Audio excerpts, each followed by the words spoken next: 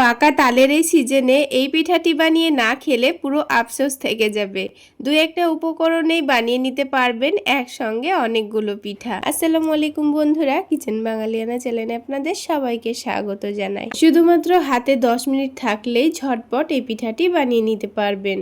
তো পিঠাগুলো তৈরি করে নেওয়ার জন্য এখানে একটা মিডিয়াম সাইজের পাকা দেখে তাল নিয়ে নিয়েছি। প্রথমে তালের খোসাগুলোকে ভালোভাবে ছাড়িয়ে নিয়ে আটিগুলোকে ভেঙে নিয়েছি। তারপর আটিগুলোর মধ্যে অল্প অল্প করে বারে বারে পানি দিয়ে হাত দিয়ে মাখতে থাকবো, দিয়ে আটিগুলোকে অনেকটা নরম করে নেব। তারপর একটা গ্রেটারের সাহায্যে তালের আটিটাকে ভালোভাবে ঘষতে থাকবো, তাহলেই দেখবেন খুব সহজে তালের পাল্পটা বেরিয়ে এসছে।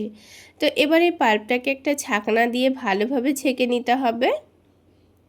তো দেখুন তালের পাল্পটা কিন্তু খুব ভালোভাবে ছেঁকে নিয়েছি। এবার এটা থেকে আমরা পিঠাগুলো তৈরি করে নেব। এখন এটাকে এক সাইডে রেখে দিচ্ছি। আর কড়াইয়ের মধ্যে হাফ কাপ পরিমাণ সুজি নিয়ে নিয়েছি। প্রথমে সুজিটাকে একটু নাড়াচাড়া করে হালকা ভেজে তুলে রাখবো।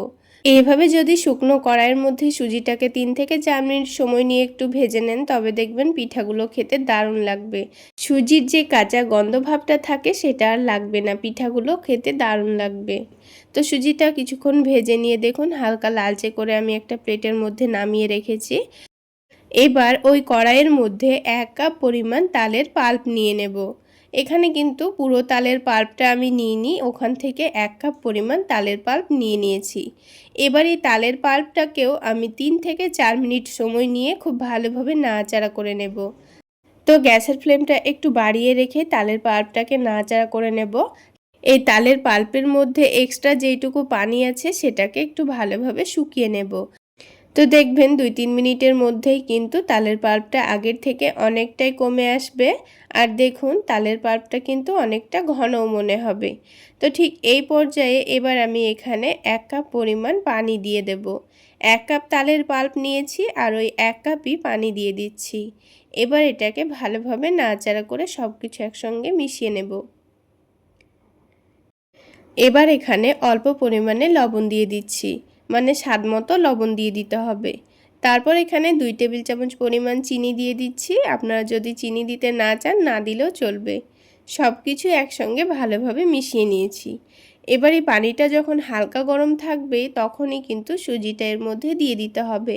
আর সুজিটা পানির মধ্যে দেওয়ার সময় এইভাবে অনবরত নাড়াচাড়া করে যেতে হবে। তাহলে কি হবে, সুজির মধ্যে একটুও দলাভাব আসবে না, খুব সুন্দর সুজিটা পানির মধ্যে মিশে যাবে।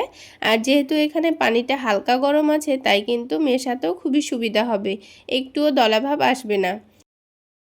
আর কিছুক্ষণের মধ্যেই দেখবেন সুজি আস্তে আস্তে অনেকটাই ঘন হয়ে যাচ্ছে, কারণ সুজির মধ্যে পানি টানতে খুব একটা সময় লাগে না, খুব অল্প সময়ের মধ্যে এটা ঘন হয়ে যাবে। আর এই সুজির ডোটাকে একটু আঠালো করে একটু টাইট করে নামাতে হবে।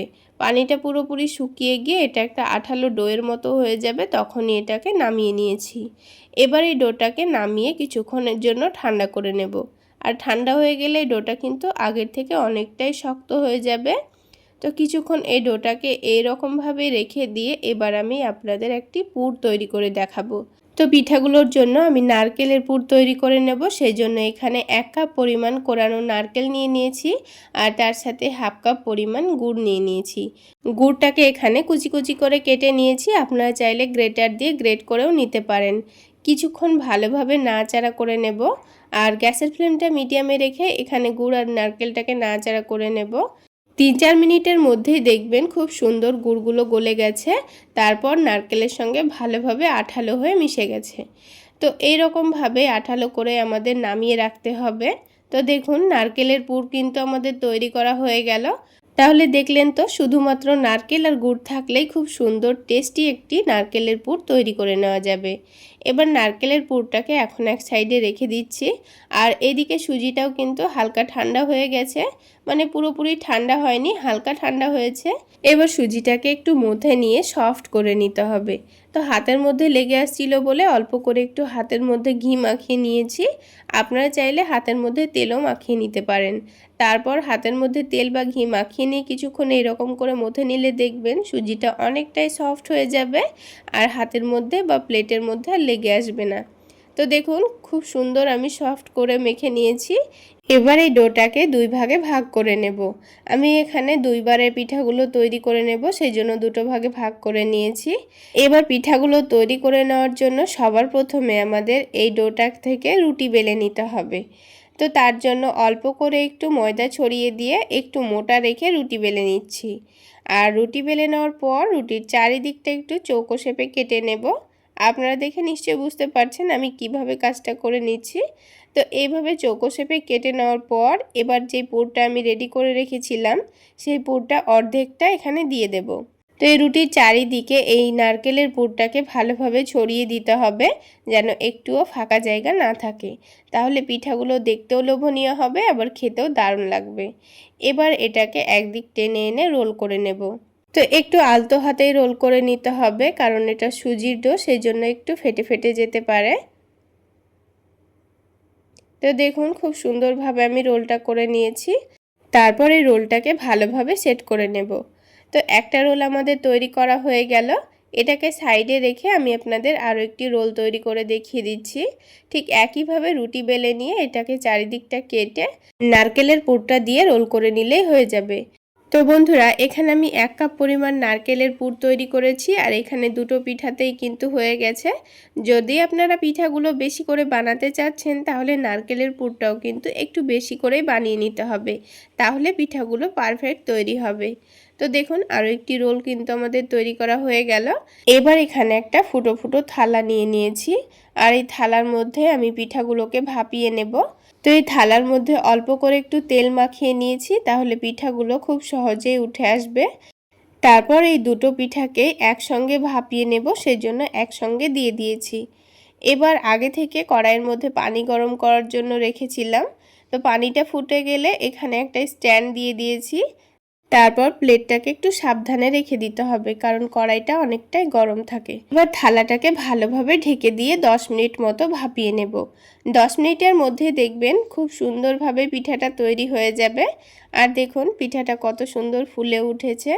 গরম অবস্থায় কিন্তু পিঠাটা অনেকটাই নরম থাকে, তাই অবশ্যই পিঠাগুলোকে ঠান্ডা করে নেওয়ার পরই আমি এখান থেকে বার করে নেব। তো পুরোপুরি ঠান্ডা হয়ে গেছে। এবার আমি পিঠাগুলো তুলে নিচ্ছি। দেখুন খুব সহজেই কিন্তু পিঠাটা উঠে আসলো। এবার আমি পিঠাগুলোকে পিস পিস করে কেটে নেব। এখানে আমি আমার পছন্দ মতো শেপ দিয়ে পিঠাগুলো কেটে নিচ্ছি। আপনারা চাইলে ছোট বা বড় করে কেটে নিতে পারেন। তাহলে দেখলেন তো বন্ধুরা, তাল দিয়েও কত সহজে কত সুন্দর একসঙ্গে অনেকগুলো পিঠা তৈরি করে নেওয়া যায়। আর দেখুন দেখতে কতটা লোভনীয় লাগছে, আর খেতেও কিন্তু দুর্দান্ত হয়। আপনারা এই পাকা তালের সিজনে একবার হলো এই ভাপা পিঠাটি বানিয়ে খেয়ে দেখবেন। একবার বানিয়ে খেলে কিন্তু আবার বানাতে ইচ্ছে করবে, এতটাই টেস্টি হয়। তো দেখুন একটা পিঠা কিন্তু আমি পিস পিস করে কেটে নিয়েছি, আরেকটা পিঠাও ঠিক একইভাবে কেটে নিয়েছি। তাহলে বন্ধুরা, আজকের এই নরম তুলতুলে পাকা তালের ভাপা পিঠা আপনাদের কেমন লাগলো অবশ্যই কমেন্ট সেকশানে জানাবেন। আর ভালো লাগলে একটা লাইক শেয়ার করে দেবেন। আর আমার এই সহজ রেসিপিগুলো যদি ইউটিউব চ্যানেল থেকে দেখে থাকেন চ্যানেলটি সাবস্ক্রাইব করে দেবেন, আর ফেসবুক পেজ থেকে দেখে থাকলে পেজটি ফলো করে দেবেন।